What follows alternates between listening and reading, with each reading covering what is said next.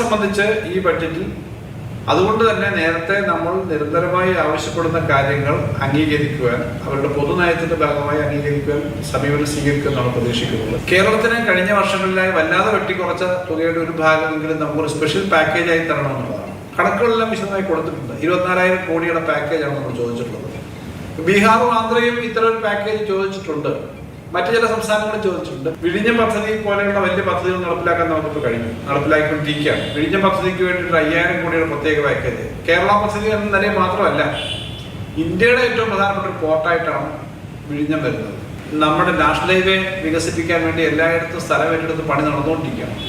കേരളം മാത്രം ആ പണി ചെയ്യുന്നതിന് ആകെ ഭൂമി എടുക്കുന്നതിൻ്റെ 25% പണം കേരളം കൊടുക്കേണ്ടി വരും. വേറൊരു സംസ്ഥാനവും അത് കൊടുക്കേണ്ടതില്ല. കേരളത്തിൽ ഭൂമിക്ക് വില കൂടുതലാണെന്നുള്ള ന്യായം പറഞ്ഞിട്ടാണ് 6,500 കോടിയോളം രൂപയാണ് അതിനായിട്ട് നമ്മൾ കൊടുക്കേണ്ടി വരുന്നത്. 6,000 കോടിയോളം കൊടുത്തു കഴിഞ്ഞു.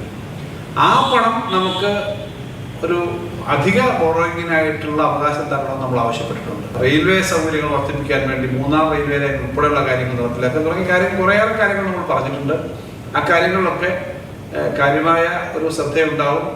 തൊഴിൽ കൂടുതൽ വർദ്ധിപ്പിക്കാനും കൂടുതൽ നിക്ഷേപം വർദ്ധിപ്പിച്ചിട്ട് തൊഴിലവസരങ്ങൾ ഉണ്ടാക്കാനും കഴിയുന്ന തരത്തിലേക്കുള്ള തീരുമാനങ്ങൾ ഉണ്ടാവും കേന്ദ്ര ഗവൺമെന്റിന്റെ ഭാഗത്തു നിന്നാണ് പ്രതീക്ഷിക്കുന്നത്.